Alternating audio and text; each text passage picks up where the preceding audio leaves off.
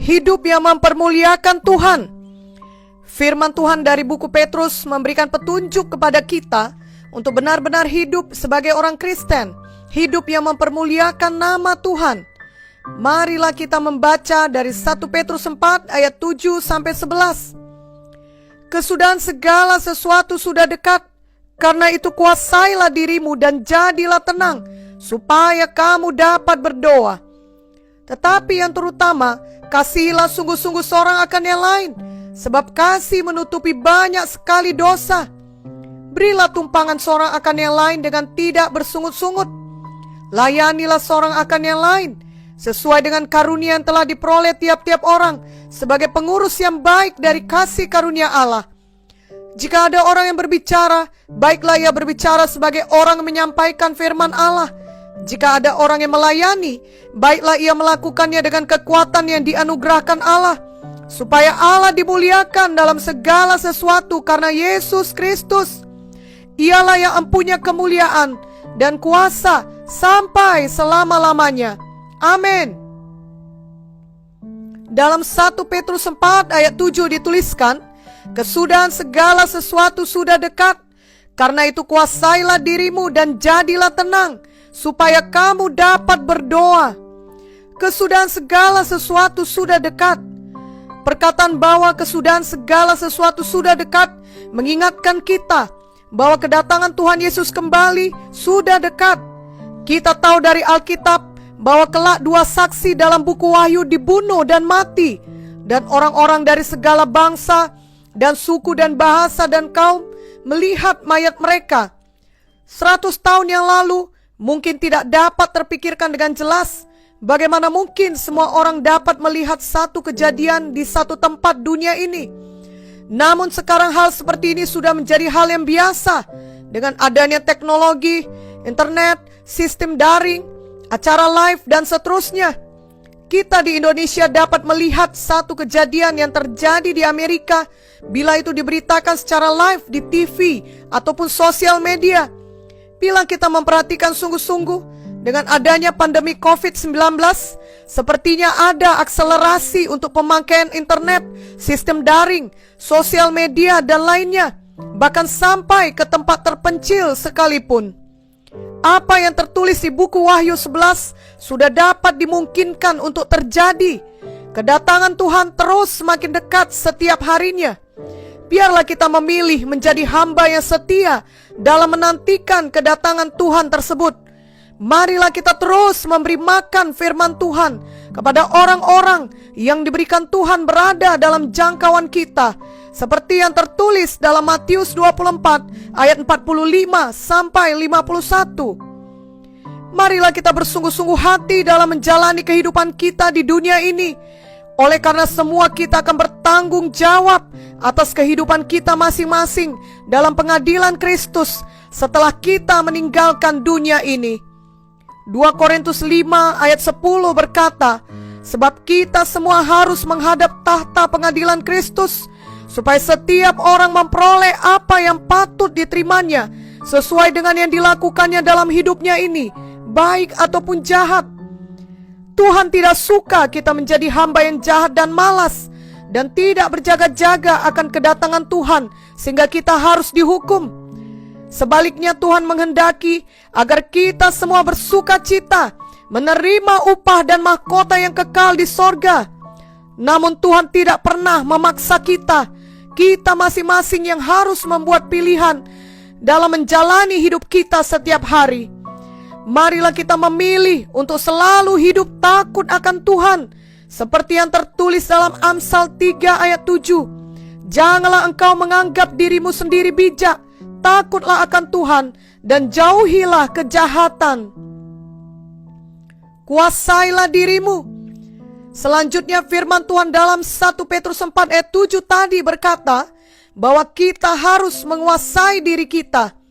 Itu terjadi bila kita hidup melekat terus kepada Tuhan dalam persekutuan erat dengannya, sehingga kita akan mengeluarkan buah roh penguasaan diri.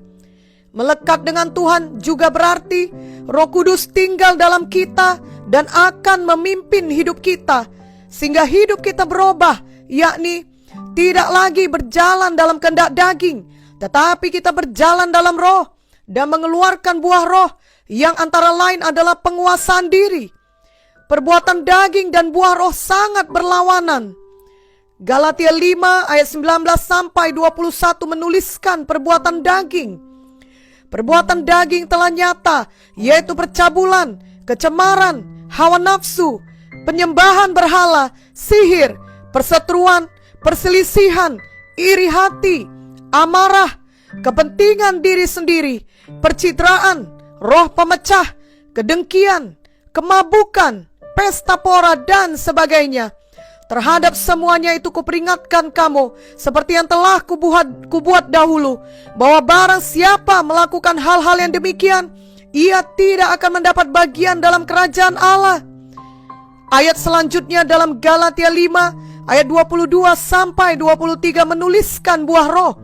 Tetapi buah roh ialah kasih, sukacita, damai sejahtera, kesabaran, kemurahan, kebaikan, kesetiaan, kelemah lembutan, penguasaan diri. Tidak ada hukum yang menentang hal-hal itu. Mari kita pilih untuk hidup oleh roh dan taat kepada Roh Kudus. Galatia 5 ayat 16 berkata, maksudku ialah hiduplah oleh roh, maka kamu tidak akan menuruti keinginan daging. Jadilah tenang. Firman Tuhan dalam 1 Petrus 4 ayat 7 juga berkata bahwa kita harus menjadi tenang. Tentu saja jika kita melekat pada Tuhan, kita dapat hidup dalam penguasaan diri, maka kita juga akan menjadi tenang. Ini disebabkan oleh karena kita hidup dekat dengan Tuhan. Situasi pandemi COVID-19 dan semua berita-berita yang beredar di zaman sekarang ini dapat membuat banyak orang tidak tenang. Masalah kehidupan sehari-hari saja pun akan membuat banyak orang tidak tenang. Namun firman Tuhan memberikan jawabannya kepada kita. Mazmur 62 ayat 2 berkata, hanya dekat Allah saja aku tenang, daripadanya lah keselamatanku. Mungkin situasi kita belum langsung berubah, namun karena kita dekat dengan Tuhan, hati kita dapat tinggal tenang. Dalam Matius 14 dituliskan mengenai kisah ketika murid-murid Tuhan Yesus di dalam perahu di danau, dan mereka hampir tenggelam oleh karena angin ribut atau angin sakal. Maka Tuhan Yesus datang dan berkata, tenanglah, aku ini, jangan takut. Tuhan Yesus masih berkata, jangan takut kepada kita semua yang dilanda angin sakal di dalam pikiran kita, dalam kesehatan kita, dalam segala aspek kehidupan kita. Biarlah hati kita menjadi tenang, karena kita tahu Tuhan Yesus yang penuh kuasa mengasihi kita dan tidak pernah meninggalkan kita. Supaya kamu dapat berdoa. Doa adalah berkomunikasi dengan Tuhan. Orang yang melekat kepada Tuhan ataupun orang yang dekat dengan Tuhan adalah orang yang selalu berkomunikasi dengan Tuhan. Dengan perkataan lain adalah orang yang suka berdoa. Kiranya situasi pandemi COVID-19 ini membuat kita semakin menyadari bahwa kita tidak dapat hidup tanpa Tuhan, dan seluruh kehidupan kita bergantung sepenuhnya kepadanya. Itulah sebabnya kita lebih lagi suka untuk berdoa senantiasa. Setan mau agar kita malas berdoa, tidak berdoa, melupakan Tuhan, dan bersandar pada kekuatan manusiawi saja. Janganlah kita terima tipu daya setan. Mari kita praktekkan 1 Tesalonika 5 ayat 16 sampai 18 yang berkata, bersukacitalah senantiasa, tetaplah berdoa, mengucap syukurlah dalam segala hal, sebab itulah yang dikehendaki Allah di dalam Kristus Yesus bagi kamu. Amin. 1 Petrus 4 ayat 8 berkata, tetapi yang terutama, kasihilah sungguh-sungguh seorang akan yang lain, sebab kasih menutupi banyak sekali dosa. Kasihilah sungguh-sungguh seorang akan yang lain. Dalam Alkitab, selain dari pengajaran rasul-rasul, terlebih kita membaca bahwa Tuhan Yesus sendiri menyuruh kita untuk saling mengasihi. Yohanes 13 ayat 34 sampai 35. Aku memberikan perintah baru kepada kamu, yaitu supaya kamu saling mengasihi, sama seperti aku telah mengasihi kamu, demikian pula kamu harus saling mengasihi.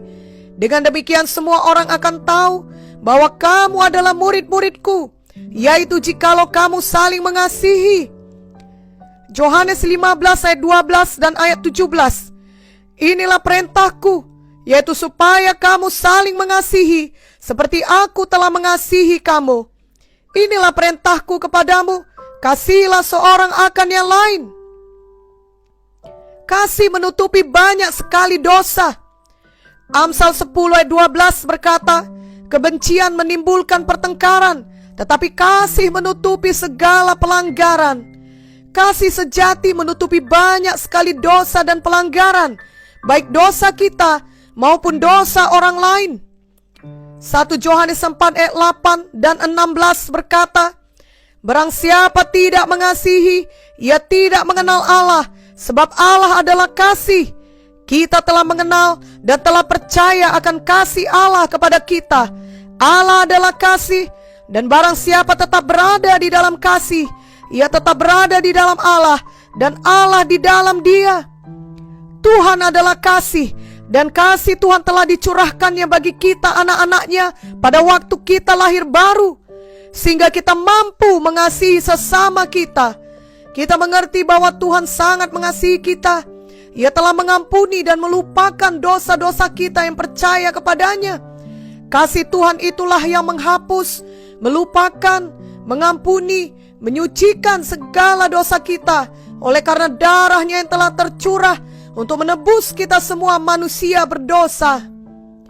Jadi perintah Tuhan kepada kita untuk saling mengasihi tentulah berarti juga untuk saling mengampuni, sebagaimana Tuhan telah mengampuni kita. Efesus 4:32 berkata, tetapi hendaklah kamu ramah seorang terhadap yang lain, penuh kasih mesra dan saling mengampuni, sebagaimana Allah di dalam Kristus telah mengampuni kamu. Kita mengampuni orang lain yang bersalah kepada kita, bukan karena ia telah bertobat. Kita mengampuninya karena firman Tuhan mengatakannya, terlepas dari orang tersebut sudah bertobat atau masih belum mau bertobat. Dan ketika hati kita mengampuni orang tersebut, itu bukan berarti kita kompromi dengan dosanya bila ia belum mau bertobat. Setiap orang memiliki kehendak bebas untuk membuat pilihannya sendiri. Kita tidak dapat memaksa orang lain bertobat. Namun biarlah kita sendiri mau memilih untuk mempraktekkan firman Tuhan dan benar-benar bertumbuh di dalam kasih yang sejati. Kasih sejati juga berarti tidak menyimpan kesalahan orang lain, tetapi menutupi segala sesuatu dan bukan membeberkan kesalahan orang lain. Marilah kita membaca 1 Korintus 13 ayat 4-7. Kasih itu sabar, kasih itu murah hati, ia tidak cemburu, ia tidak memegahkan diri dan tidak sombong, ia tidak melakukan yang tidak sopan dan tidak mencari keuntungan diri sendiri, ia tidak pemarah dan tidak menyimpan kesalahan orang lain, ia tidak bersuka cita karena ketidakadilan, tetapi ia bersuka cita karena kebenaran. Ia menutupi segala sesuatu, percaya segala sesuatu, mengharapkan segala sesuatu, sabar menanggung segala sesuatu. 1 Petrus 4 ayat 9 berkata, berilah tumpangan seorang akan yang lain dengan tidak bersungut-sungut. Buktinya kita saling mengasihi akan dinyatakan dengan rela berbuat baik kepada orang lain, memberi tumpangan dengan tidak bersungut-sungut. Kita rela disusahkan untuk menolong orang lain. Kita tulus hati untuk mengasihi orang lain dan tidak mengeluh. Kita melakukan kebaikan bukan karena kita ingin mendapat balasan, bukan karena memiliki satu agenda tertentu, namun kita melakukannya dengan tulus. Selalu saja ada seseorang yang dapat kita jamah dengan kasih Tuhan setiap hari. Marilah kita mau mempraktekkan kasih Tuhan di dalam kehidupan kita. Kasih tidak mementingkan diri sendiri. Kasih memikirkan kepentingan orang lain. Filipi 2 ayat 4 berkata, dan janganlah tiap-tiap orang hanya memperhatikan kepentingannya sendiri, tetapi kepentingan orang lain juga. 1 Petrus 4 ayat 10 berkata, layanilah seorang akan yang lain, sesuai dengan karunia yang telah diperoleh tiap-tiap orang, sebagai pengurus yang baik dari kasih karunia Allah. Tuhan memberikan karunia-karunia berbeda-beda kepada tiap-tiap orang untuk kepentingan bersama. Ini berarti kita harus saling mengasihi, kita saling melayani dengan karunia masing-masing, kita saling melengkapi di dalam tubuh Kristus. Janganlah merendahkan orang lain bila orang tersebut berbeda karunianya dari kita. Janganlah marah kepadanya, apalagi berusaha menghentikan pelayanannya kepada Tuhan. Masing-masing kita mempunyai panggilan, juga mempunyai batas-batas daerah kerja yang dipatok Tuhan bagi kita. Janganlah iri hati terhadap karunia orang lain, atau sebaliknya merasa rendah diri karena membandingkan diri dengan karunia orang lain. Mari tiap-tiap kita bertanggung jawab kepada Tuhan sebagai steward atau pengurus yang baik dari kasih karunia Tuhan kepada kita masing-masing. Biarlah Tuhan selalu mendapati kita sebagai hamba yang selalu berjaga-jaga akan kedatangannya, dengan selalu saling mengasihi dan saling mengampuni dan saling melayani. 1 Petrus 4 ayat 11 berkata, jika ada orang yang berbicara, baiklah ia berbicara sebagai orang yang menyampaikan firman Allah. Jika ada orang yang melayani, baiklah ia melakukannya dengan kekuatan yang dianugerahkan Allah, supaya Allah dimuliakan dalam segala sesuatu karena Yesus Kristus. Ialah yang empunya kemuliaan dan kuasa sampai selama-lamanya. Amin. Ayat ini memberikan petunjuk kepada kita bagaimana kita harus melayani. Kita melayani sesuai dengan karunia Tuhan kepada kita masing-masing. Contohnya, jika kita berbicara, berbicaralah dengan menyampaikan firman Tuhan. Janganlah ada perkataan kita yang bukan firman Tuhan, yakni perkataan yang berasal dari pikiran kita saja, atau dari kebenaran manusiawi kita saja. Apalagi kalau yang kita perkatakan adalah bertentangan dengan firman Tuhan. Biarlah perkataan kita selalu perkataan iman, perkataan kebenaran, perkataan yang membangun, perkataan yang membawa kasih karunia kepada orang yang mendengarnya, membawa pengharapan dan kemenangan. Biarlah kita ingat bahwa hidup mati kita dikuasai oleh lidah kita, seperti yang tertulis dalam Amsal 18 ayat 21. Semua pelayanan kita biarlah selalu dipimpin dan dikerjakan dengan kuasa Roh Kudus, bukan dengan kekuatan, kepintaran atau hikmat manusiawi. 1 Korintus 2 ayat 4-5 berkata, baik perkataanku maupun pemberitaanku tidak kusampaikan dengan kata-kata hikmat yang meyakinkan, tetapi dengan keyakinan akan kekuatan roh, supaya iman kamu jangan bergantung pada hikmat manusia, tetapi pada kekuatan Allah.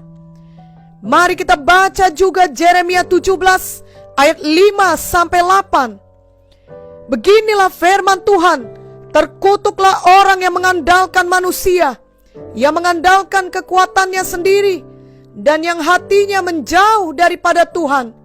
Ia akan seperti semak bulus di padang belantara. Ia tidak akan mengalami datangnya keadaan baik. Ia akan tinggal di tanah angus di padang gurun, di negeri padang asin yang tidak berpenduduk. Diberkatilah orang yang mengandalkan Tuhan, ia menaruh harapannya pada Tuhan.